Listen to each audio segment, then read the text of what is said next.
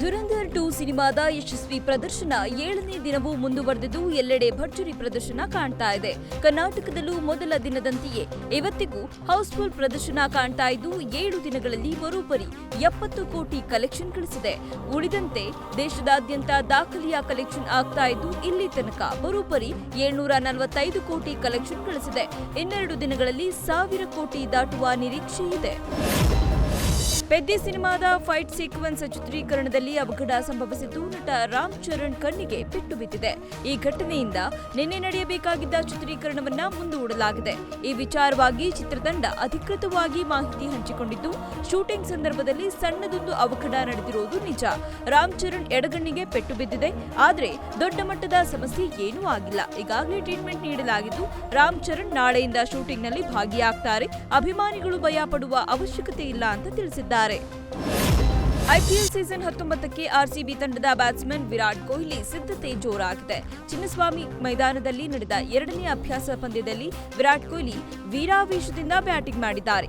Aggressive ಇಂಟೆಂಟ್ನಲ್ಲಿ batting ನಡೆಸಿರೋ Kohli 19 ಎಸೆತಗಳಲ್ಲೇ 45 run ಗಳಿಸಿದ್ದಾರೆ. Kohli solid ಟಚ್ನಲ್ಲಿರೋದು RCB ತಂಡದ ಆತ್ಮವಿಶ್ವಾಸವನ್ನು ಹೆಚ್ಚಿಸಿದೆ. ಕಾಂಗ್ರೆಸ್ ಹಿರಿಯ ನಾಯಕಿ ಸೋನಿಯಾ ಗಾಂಧಿ ಅವರು ಚಿಕಿತ್ಸೆಗೆ ಉತ್ತಮವಾಗಿ ಸ್ಪಂದಿಸ್ತಾ ಇದ್ದು ದೆಹಲಿಯ ಸರ್ ಗಂಗಾರಾಮ್ ಆಸ್ಪತ್ರೆಯಲ್ಲಿ ವೈದ್ಯಕೀಯ ನಿಗಾದಲ್ಲಿದ್ದಾರೆ. ಮಾರ್ಚ್ 24ರಂದು ಉಸಿರಾಟ ಸಮಸ್ಯೆ ಹಿನ್ನೆಲೆ ಆಸ್ಪತ್ರೆಗೆ ದಾಖಲಾಗಿದ್ದ ಅವರಿಗೆ ಚಿಕಿತ್ಸೆ ನೀಡಲಾಗ್ತಾ ಇದ್ದು ಸದ್ಯ ಅವರ ಆರೋಗ್ಯ ಸ್ಥಿತಿ ಚೇತರಿಸಿಕೊಂಡಿದೆ ಅಂತ ಆಸ್ಪತ್ರೆಯ ಅಧ್ಯಕ್ಷ ಡಾಕ್ಟರ್ ಅಜಯ್ ಸ್ವರೂಪ್ ತಿಳಿಸಿದ್ದಾರೆ. ಬಳ್ಳಾರಿಯ ಶಾಲಿಗನೂರು ಗ್ರಾಮದ ಕೆರೆಯಲ್ಲಿ ಮೊಸಳೆ ಪ್ರತ್ಯಕ್ಷವಾಗಿದ್ದು ಗ್ರಾಮಸ್ಥರು ಆತಂಕಗೊಂಡಿದ್ದಾರೆ. ಗ್ರಾಮದ ಗಂಗಮ್ಮ ಕುಣಿಯ ಕೆರೆಯಲ್ಲಿ ಬೃಹತ್ ಗಾತ್ರದ ಮೊಸಳೆ ಕಾಣಿಸಿಕೊಂಡಿದ್ದು ಬೇಸಿಗೆ ಹಿನ್ನೆಲೆ ಜಾನುವಾರುಗಳಿಗೆ ನೀರು ಕುಡಿಸಲು ಕೆರೆಗೆ ಹೋಗುವ ಜನರು ಮೊಸಳೆ ಕಂಡು ಭಯಭೀತರಾಗಿದ್ದಾರೆ. ಕೂಡಲೇ ಮೊಸಳೆಯನ್ನ ಬೇರೆಡೆಗೆ ಸ್ಥಳಾಂತರ ಮಾಡುವಂತೆ ಅರಣ್ಯ ಇಲಾಖೆಗೆ ಗ್ರಾಮಸ್ಥರು ಮನವಿ ಮಾಡಿದ್ದಾರೆ. ಬೆಂಗಳೂರಿನ ಪುಟ್ಟೇನಹಳ್ಳಿ ಇನ್ಸ್ಪೆಕ್ಟರ್ ವಿರುದ್ಧ ಸಿಬ್ಬಂದಿ ರಾಜ್ಯಪಾಲರಿಗೆ ನೇರವಾಗಿ ದೂರು ನೀಡಿದ್ದಾರೆ. ಹಣ ಕೊಟ್ಟರೆ ಮಾತ್ರ ಎಫ್ಐಆರ್ ಹಾಕಬೇಕು, ಇಲ್ಲವಾದ್ರೆ ಎಫ್ಐಆರ್ ಮಾಡುವ ಹಾಗಿಲ್ಲ ಅಂತ ಸಿಬ್ಬಂದಿಗೆ ಇನ್ಸ್ಪೆಕ್ಟರ್ ರವಿ ಒತ್ತಡ ಹಾಕಿದ್ದಾರಂತೆ. ಮಹಿಳಾ ರೌಡಿ ಶೀಟರ್ ಯಶಸ್ವಿನಿ ಗೌಡ ಪತಿ ಮಹೇಶ್ ಬಳಿ 20 ಲಕ್ಷ ಹಣ ಪಡೆದು ರೌಡಿ ಶೀಟರ್ ತೆಗೆಸಿದ್ದಾರೆ. ತಿಂಗಳಿಗೆ 25 ಲಕ್ಷ ಮಾಮೂಲಿ ಪಡಿತಾರೆ. 2.5 ವರ್ಷದಲ್ಲಿ 4.5 ಕೋಟಿ ಲಂಚ ಗಳಿಸಿದ್ದಾರೆ. ಹೀಗೆ ಸಾಲು ಸಾಲು ಆರೋಪಗಳನ್ನು ಹೊತ್ತು ಸಿಬ್ಬಂದಿ ನೇರವಾಗಿ ರಾಜ್ಯಪಾಲರಿಗೆ ದೂರು ನೀಡಿದ್ದಾರೆ. ಬಿರುಗಾಳಿ ಸಹಿತ ಬಂದ ಮಳೆಗೆ ಹಾವೇರಿ ಅನ್ನದಾತರು ಕಂಗಾಲಾಗಿದ್ದಾರೆ. ಹಾವೇರಿ ಜಿಲ್ಲೆಯಾದ್ಯಂತ ಮಾವು ಫಸಲು ನೆಲಕಚ್ಚಿದೆ.